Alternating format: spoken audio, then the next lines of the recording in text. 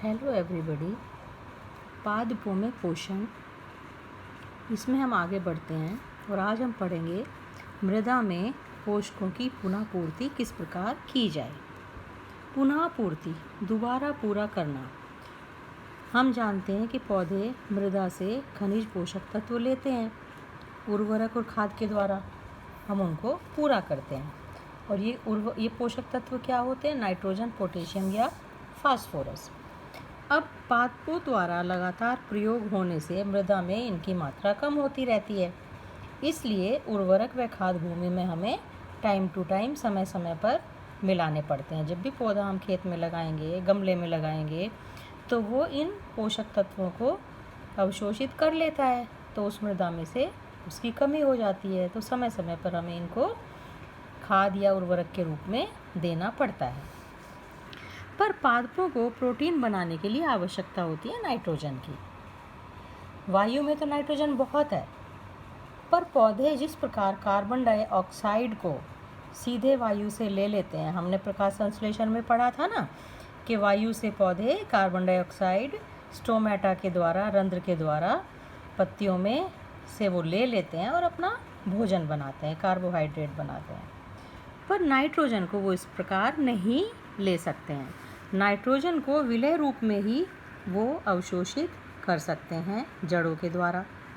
अब राइजोबियम जीवाणु एक होता है, वो नाइट्रोजन को, जो वायु में नाइट्रोजन है, उसको विलय पदार्थों में परिवर्तित कर सकता है, वो इसको परिवर्तित कर देता है। पर खुद राइजोबियम जो जीवाणु है, वो खुद अपना भोजन नहीं बना सकता है, वो स्वपोषी नहीं है, वो विषमपोषी है, उसे दूसरे के ऊपर निर्भर रहना पड़ता है। तो ये हमें कहाँ मिलेगा राइजोबियम जीवाणु? राजमा, चना, मटर, मूंग या जितनी भी ये सारी दालें हैं, और या दूसरी फलीदार जो भी पौधे हैं जिनमें फली लगती हैं, उनकी जड़ों में ये पाए जाते हैं, उनकी जड़ों में ये रहते हैं और उन्हें नाइट्रोजन की आपूर्ति करते हैं और पौधे से आवास और खाद्य पदार्थ लेते हैं। तो ये पौधे के साथ सहजीवी संबंध बनाते हैं। कैसे हम समझते हैं इसको कि ये दाल वाले पौधे हैं, इनकी जड़ों में हम देख रहे हैं ये गांठें सी होती हैं, नोड्यूल्स होते हैं, जिसमें राइजोबियम जीवाणु रहते हैं।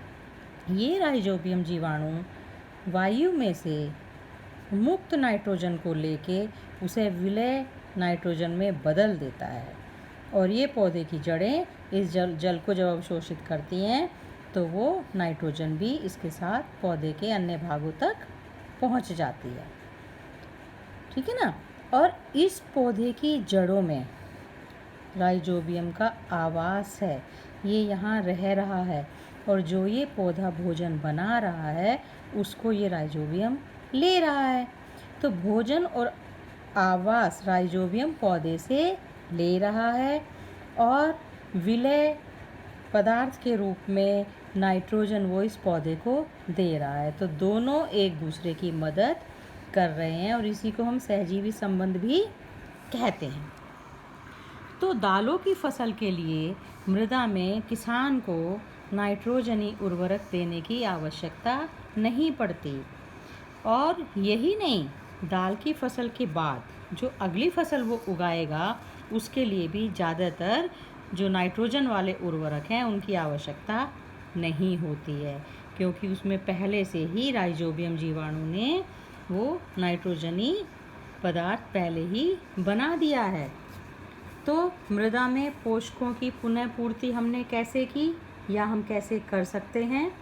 पुनः पूर्ति हम खाद के द्वारा कर सकते हैं, उर्वरक के द्वारा कर सकते हैं और दाल वाली फसल उगाकर राइजोबियम जीवाणु की मदद से भी हम इसकी मृदा में पोषकों की पुनः पूर्ति कर सकते हैं। Thank you.